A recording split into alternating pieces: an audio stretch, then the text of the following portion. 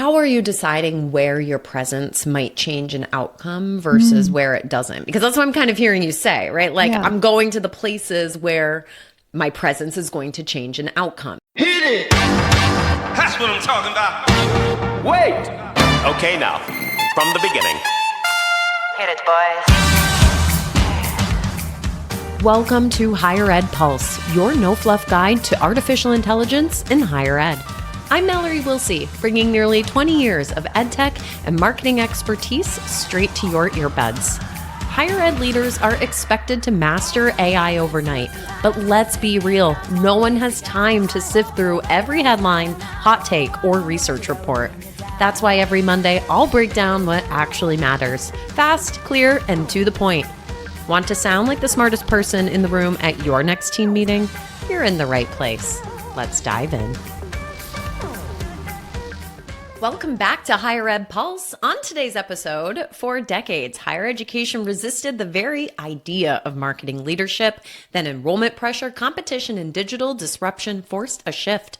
The CMO finally earned a seat at the table. But now a new question is emerging. Does every institution need a full-time CMO?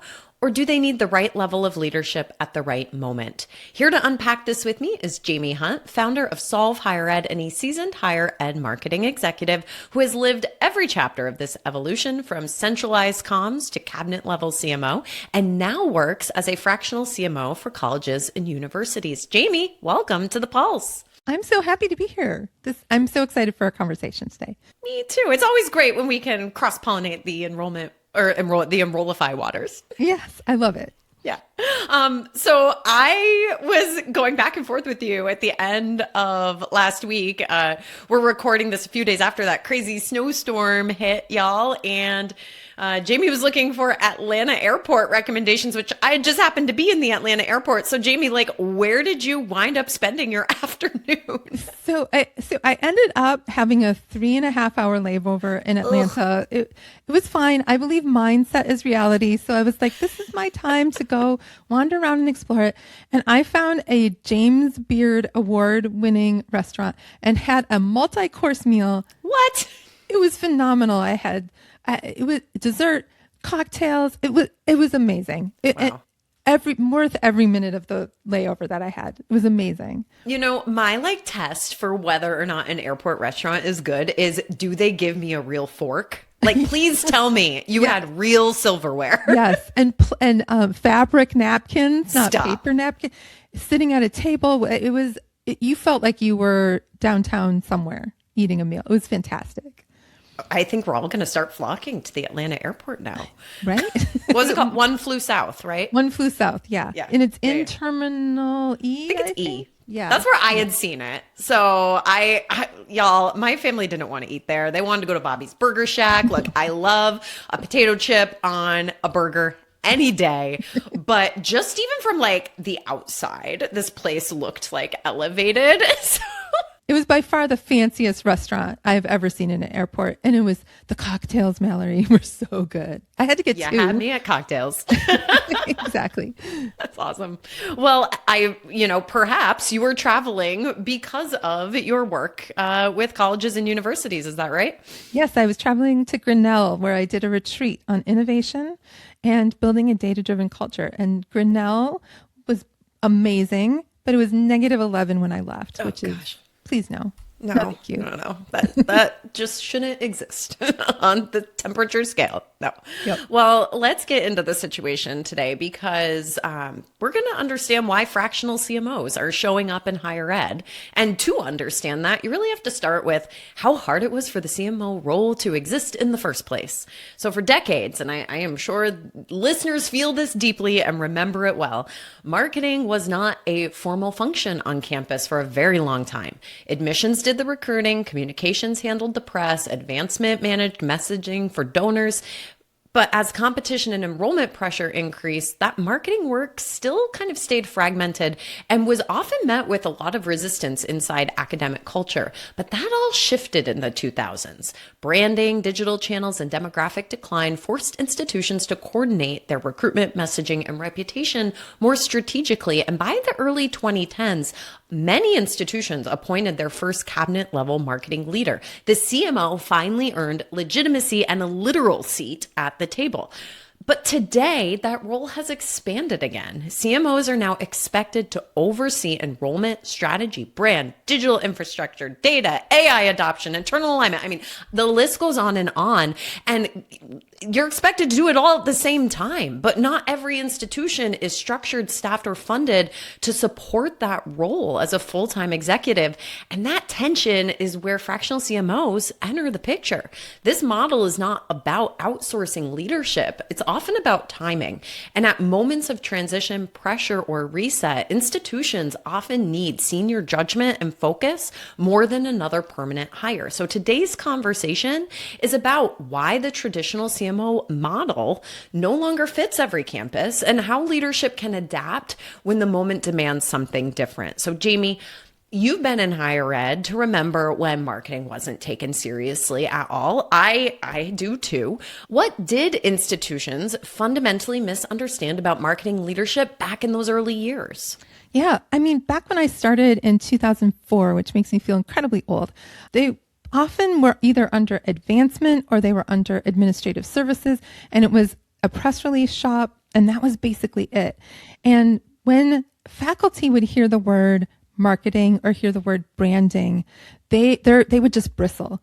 Even my second university, UW Oshkosh, the chancellor there was way ahead of his time and hired a chief marketing officer around 2006, 2007, which was so ahead of the time. But faculty were so opposed because they saw it as money that was going to something other than the academic mission. And they didn't understand the complexity of marketing to a really savvy audience that has only gotten significantly more savvy over the past 2 decades. Do you think it's the audience that finally made presidents say like, hey, this has to have a seat at the executive level? I think, so some of what we saw was some of these seats didn't get put at the executive level until COVID, when it became really clear how important MarCom expertise was in communicating to our campuses.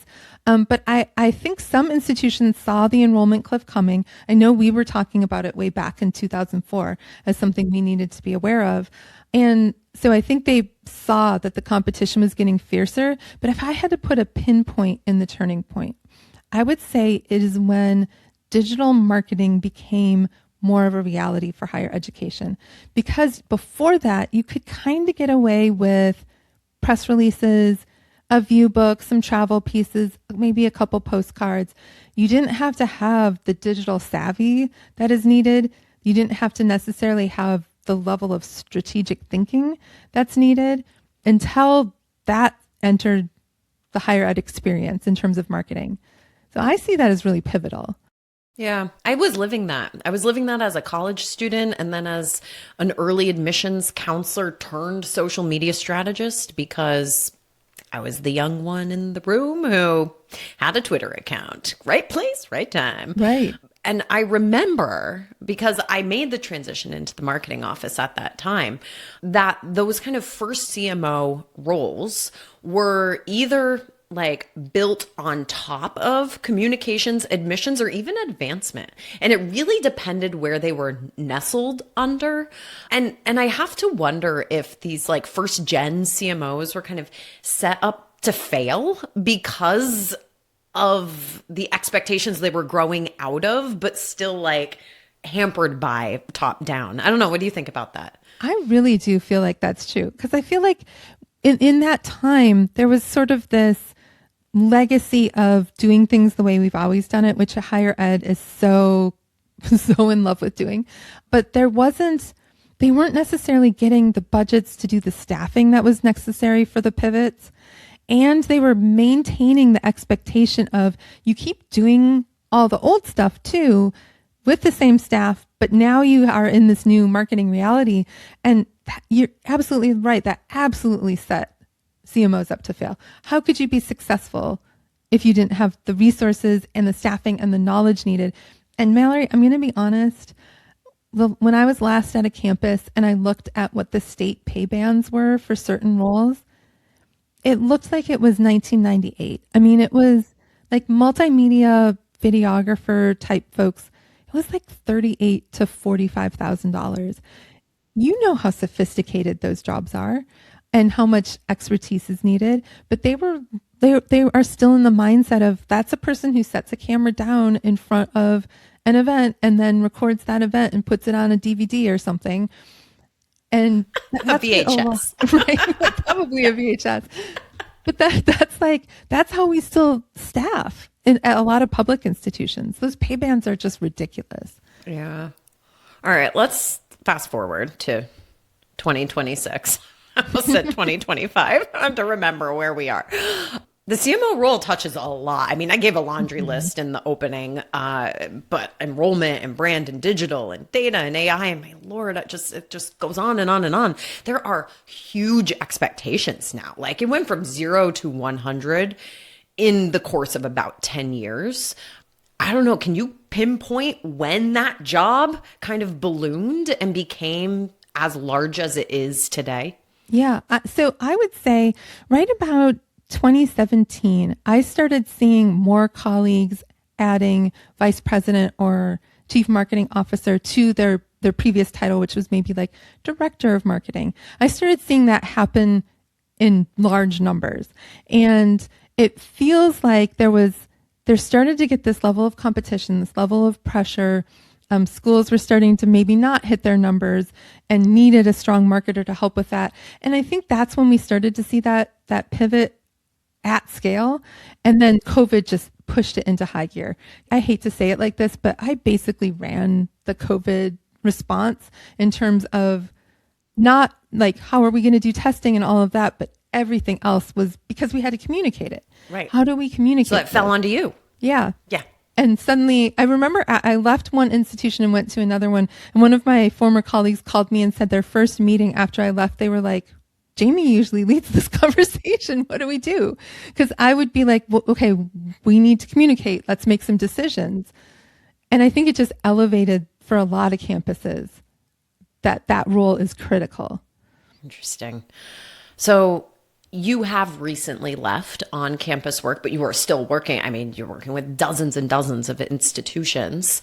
When did you kind of realize, right? Was there a moment that made you stop and say, a full-time CMO might not always be the right answer? Yeah. Oh, yeah.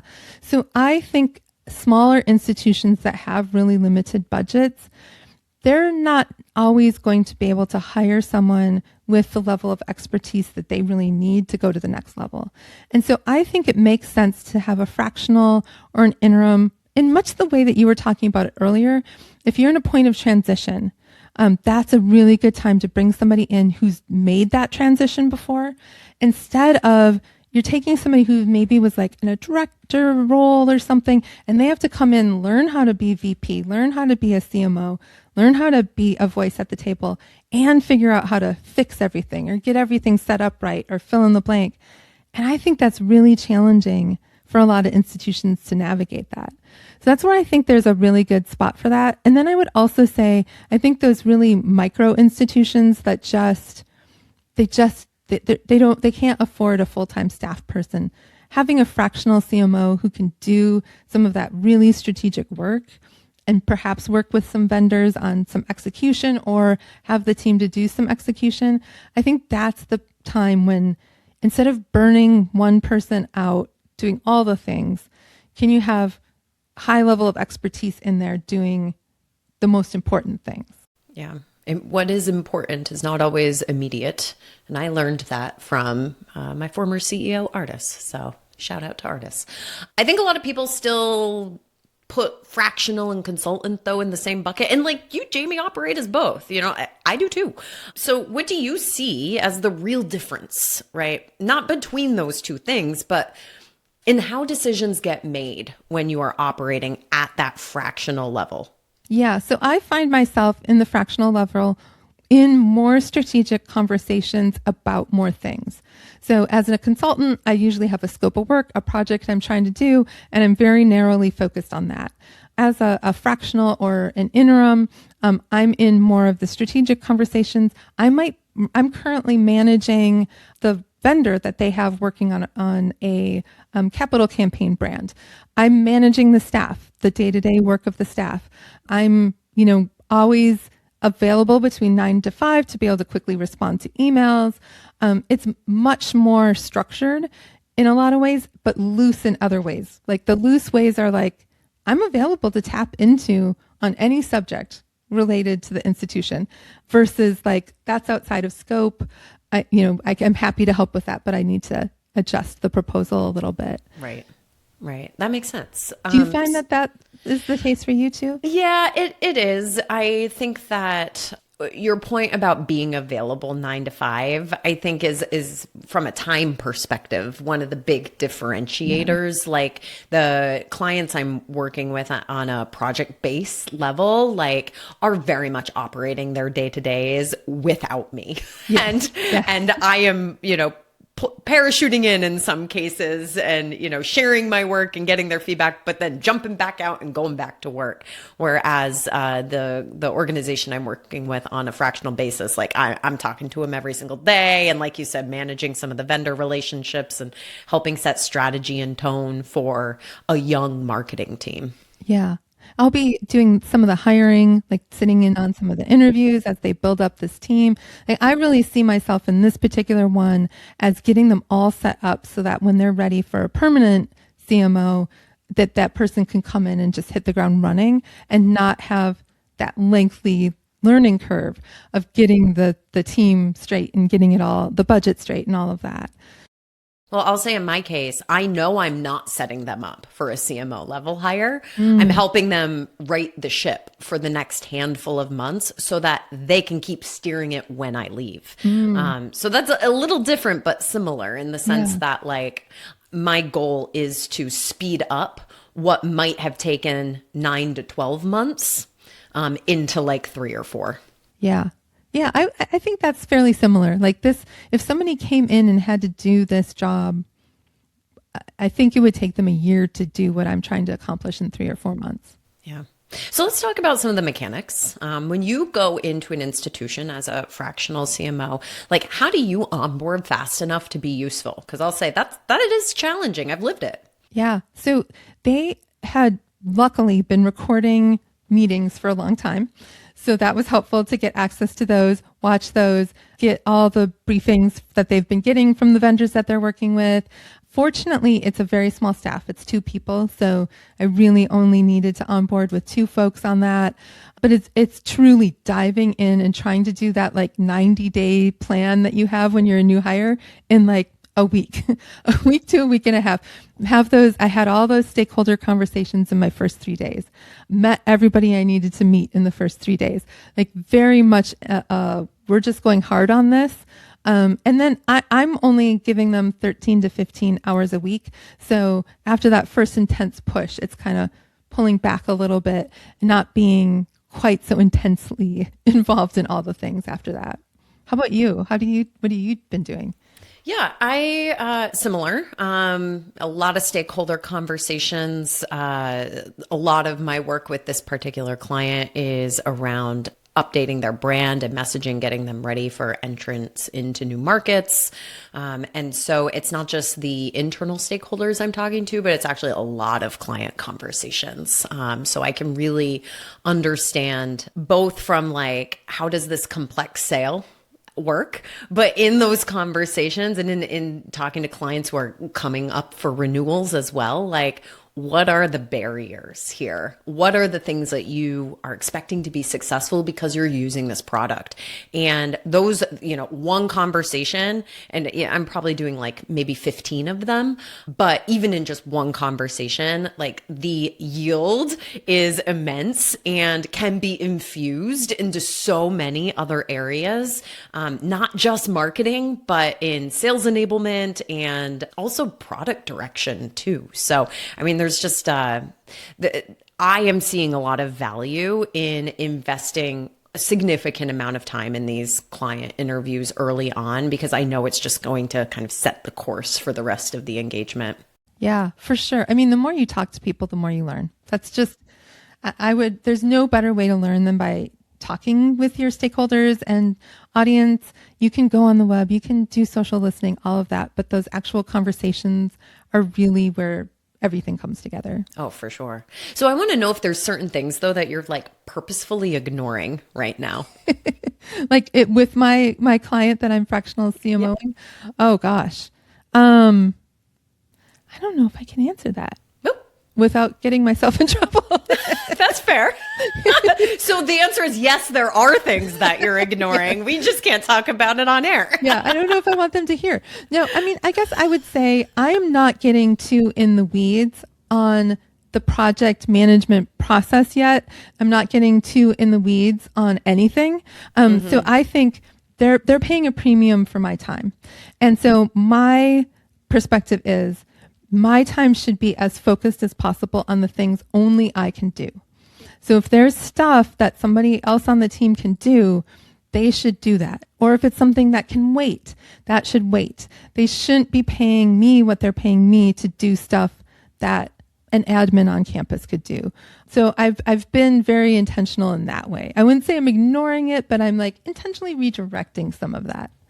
I've had to do that a couple times, and it's not a lack of want, right? Because I'm like, I want to do these things and help you speed them up, but at the same time, if I do X, Y, and Z for you, I'm not doing A, B, and C. Yes, and you need A, B, and C. Yes, like strategically. Yes. So the where you spend your time is the biggest decision. I guess on the opposite side of that coin, like where have you immediately inserted yourself? Yeah. So immediately jumping in on, they're working on a branding for their admissions and for their advancement, their capital campaigns, immediately jumping into that. And then they're rolling out a big initiative in the fall. So I'm working on the communication plan around that. And I see opportunity for them to be really big thought leaders in the space that this project's in. And so I'm doing a lot of strategic thinking about how I can set them up for a lot of success there, because I will not still be there in the fall when this rolls out. So it needs to be ready to really hit the ground running for whoever steps into the permanent shoes. But I'd say my biggest challenge though is I could do this for them for 40 hours a week, but I have 4 other projects. So it's just not humanly possible to do it all. And it's really hard to not just be like, well, this is just my thing. Because I really want to help them. I really think they're an amazing university. Well, if you were doing it for 40 hours a week, a lot of that time would wind up being spent living in meetings. And we know that's a reality for people who are employed full-time on campuses. You get pulled into 27 committees and then all of a sudden, like, whoop, there goes your week. Like the whole week has been eaten up by the meetings you've been in. So I am actually pretty curious because the organization I'm working for is so lean that I am not being pulled into meetings. I'm running the marketing team meeting and working with my team of 2, but organization wide, like I have a CEO who's protecting me from that, and I'm grateful for that. What's your experience like with this school? Yeah, so I am in a meeting with advancement, enrollment, and marketing every week. I think that's essential. I actually think that's really, really important. I have a one-on-one with, I guess I'm going to put air quotes around my boss, and every week. And then I have one-on-ones with my team that I try to limit to 30 to 45 minutes. And then the rest are more ad hoc. Like if I need to meet with someone, I meet with them. And that's working because I think you're absolutely right. If I spend my whole time in meetings, what work is getting done? Right. Yeah. What they hire you for. Right. Not to sit in meetings. And I think the meetings that I do are ones where I can provide some strategic value in, not the like, let's have you on a committee to talk about a thing that we're going to talk about for 9 months and never do anything with. So how are you deciding where your presence might change an outcome versus where it doesn't? Because that's what I'm kind of hearing you say, right? Like I'm going to the places where my presence is going to change an outcome. So how do you make that decision? Yeah. So this particular team doesn't have anyone with marketing expertise at all. So basically anything that I'm thinking is going to impact the brand is going to impact the success of their enrollment or capital campaign. Those are the things that I see as priorities. Now the client can decide no, that's not what I want. We are in sync on this. And my contract is really, really clear about what type of work I'll do and what type of work I don't do. And that helps too. So that keeps me out of some of the, like we had a faculty member who won an award and he wanted to meet with me to talk about publicizing it. And I just very graciously was like, that's not really what I'm here to do. You can meet with somebody else on the team. And that has been, I think, helpful. So to think about it as if they're paying me, it should be something that only I can do. I'm curious because you just mentioned this faculty member, and campuses have really strong cultures and are very political. Yes. Do you think that, I don't know, if you were giving advice to somebody who is looking to become a fractional leader, what political mistakes do you see, new fractional leaders or even maybe yourself make when underestimating campus culture? Yeah, I would say it is really important to get in front of the provost or vice president for academic affairs or whatever that role is called to try to understand the culture. In this particular situation, the team was so lean that I think they're very great. There's a warm body here doing some things that we need to have done. But I would say that there could be some missteps if you don't understand the faculty and the vibe. And I also think understanding what the president's expectation is for the role. So I'm working through the VP of advancement on this particular project. And so making sure that the things that the president says are off limits for me to change, I don't touch those. And then stay focused on the things that I mean, there are some things I think need to change, but if I've been told I can't change them, then I'm going to focus on the things that I have the latitude to make changes on. Yeah. Do you think presidents are underestimating the work you're doing? I hope not, but I hope not. I mean, I think the fact that they approached me in the first place about this says that the president understands the value of it. And I think the investment that they're making in this to me says the president wouldn't be able to make this investment without the president being on board. So I didn't seek them. I didn't knock on their door and say, hey, can I be your fractional CMO? So I do think that the fact that they reached out is a pretty good sign they get it.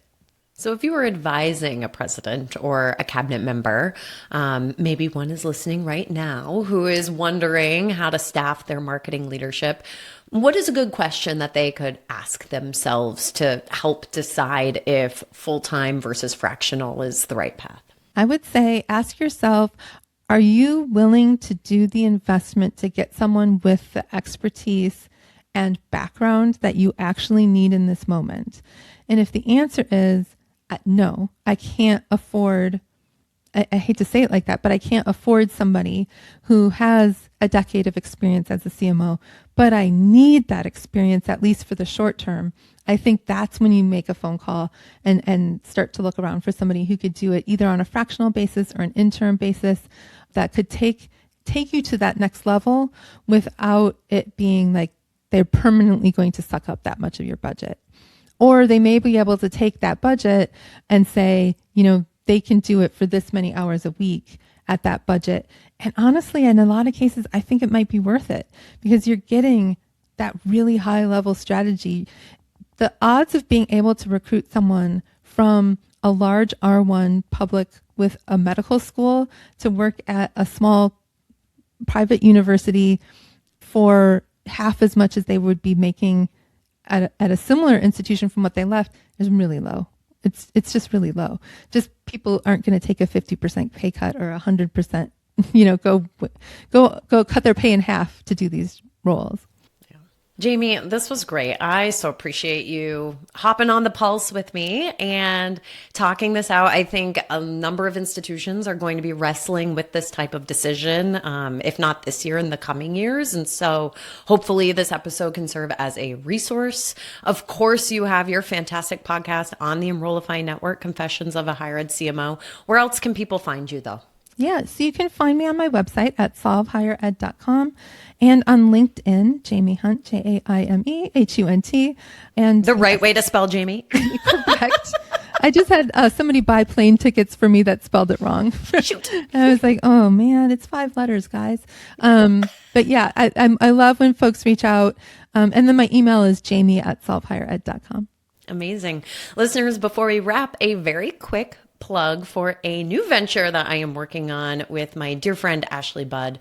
Applications are open for Let's Go Upstate, a new, small, and invitation-based retreat for senior higher ed leaders who want space to think clearly and talk honestly in a room with peers who understand the pressures of the role. We're going to be in Saratoga Springs this May with a very curated group. There will be no ballrooms, there will be no tracked sessions, but there will be a lot of time for real conversation. And if that sounds like something you need, applications are open through February 10th at letsgoupstate.com, and I do hope you will consider applying. Jaime, thank you again for a terrific conversation, and folks, I look forward to seeing you next time. Goodbye. Thanks, Mallory.